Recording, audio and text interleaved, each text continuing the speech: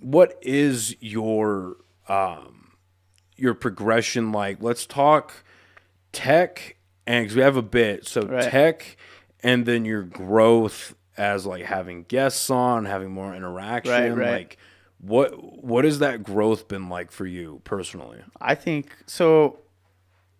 What we kind of make our brand around, I mean, against the grain, what that means, because people are like, what does it mean? What's your podcast about? What do you guys talk about? What's your, every podcast has a theme and whatnot. But we just wanted to get people that we enjoyed talking to. And like everyone is against the grain if you think about it. Everyone carves their own path in life. People who are individuals who just make their own way and have a good time, that's going against the grain, right? Like when everyone's going one way, you're going the other. You're stopping, analyzing.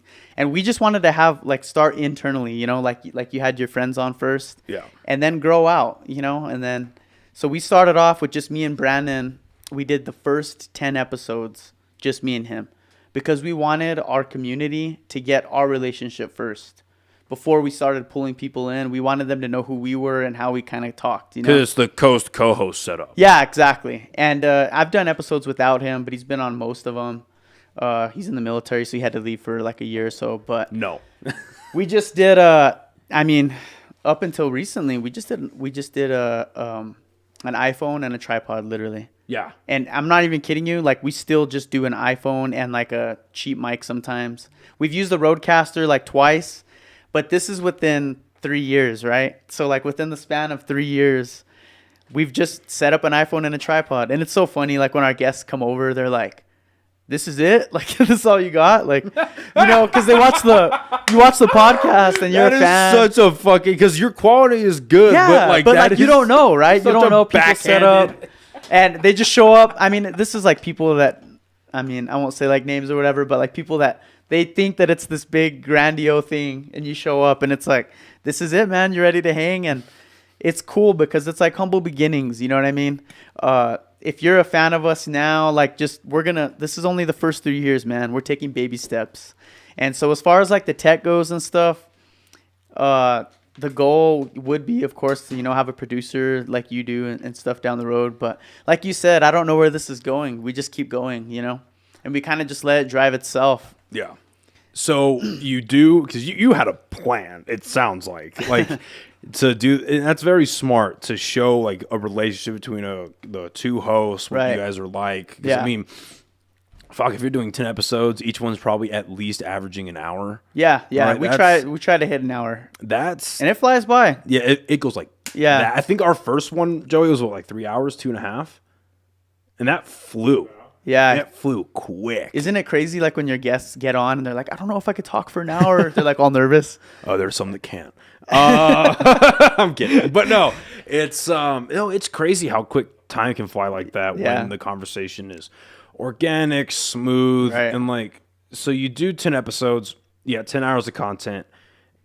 When did you start deciding that it was like, all right, now we're going to try? Was it episode 11 that you decided to bring guests? I don't know if it was episode 11, and I could even be wrong. We probably didn't get a guest to like episode 12, whatnot. But I kind of had a plan on, okay, we start internally and then we expand. I didn't want to reach out to like people that were, really popular or had a lot of views right away, because I wanted us to kind of grow first so they have some content to look back on and be like, oh, these guys have...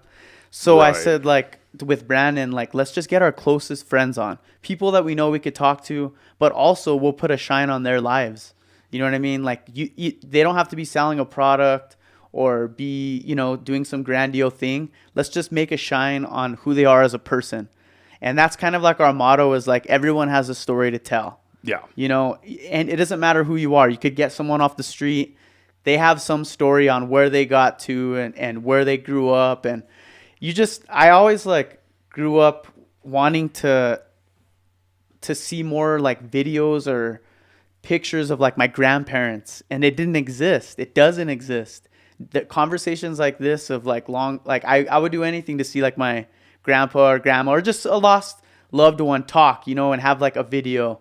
And I just thought, how cool would it be to just do it now while we're young and living our best lives. Just kidding.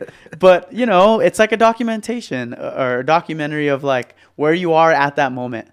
You know, like it would be cool to and then just see the growth as we, you know, because we're young right now. We're young. Yeah. If we keep doing this, it's kind of funny to even look back like on your first episode. Yeah. Like, well, what funny for other people, not fun for me. I look back and I'm like, God, it's rough. Time flies when you're having fun and having good conversations. Oh yeah, like I posted an older clip, a clip of an older episode.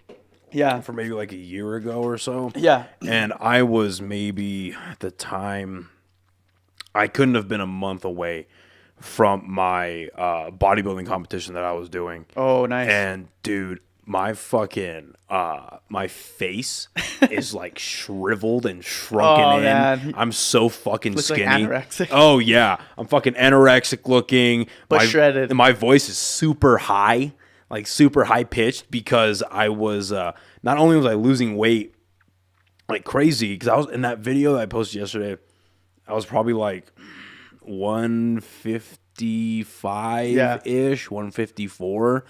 And right now I'm sitting at 190. Nice. Yeah, and I hadn't started testosterone yet. Oh, okay. So my voice is super fucking high, and it's like nasally almost. I'm like, hello guys, welcome to Sketchathon. I know exactly. That's awesome. It was fucking bad, but no, the progression is cool. I agree. Man. It's super sick. And so one thing I am curious about, because I've ran into this a couple of times, for better or worse, because I've had fucking really great episodes where I've expected this, or I've ran into this, and I've had other episodes that weren't bad, but I wasn't a great conversationalist, or I wasn't very sure of myself, and they were super nervous. It was just kind of just this melting pot of like insecurity almost, and just nervousness, where like we're going through the conversation, or maybe 30 minutes, 40 minutes in, and I like, because whether it's on a fucking podcast or in real life, you can feel when a conversation is abruptly stopping. It's like crumbling from the inside. The words just disappear. You're hopping on your last word. Like, yes. And so how about this New Mexico weather? Just kidding. What goes through your brain, and then what's your strategy to like get the conversation back on track and in a new direction? Because have you ran into that where your brain's like, oh fuck, it's ending, I don't want it to yet? I have, and I don't know. I kind of black out sometimes. Like, have you ever had an interview and you leave the place and you're like, what did I just say? Every episode. You know what I mean? Every episode. So that happens to me. And I don't... No disrespect to like anyone I've had on the podcast, but I don't remember what we talk about. It's maybe like 3 hours later. Because when we're done, I'm like, oh, that was a great time. And if you were to ask me immediately, what do we talk about? I don't, dude, it's 7. Right. I as far as strategies go, I try my best to just going into the conversation, at least have 5 subjects I know I could pull out of my pocket. Keep talking. I'm just gonna put the banner back up. No, you're good. So I'll have these subjects in my back pocket, and if we start on one and we stay on one, that's great. But you just keep going until they run out. But like I said, man, I just black out every episode. You don't know where the conversation's gonna go, and that's why I wanted to start off like with people that I knew first.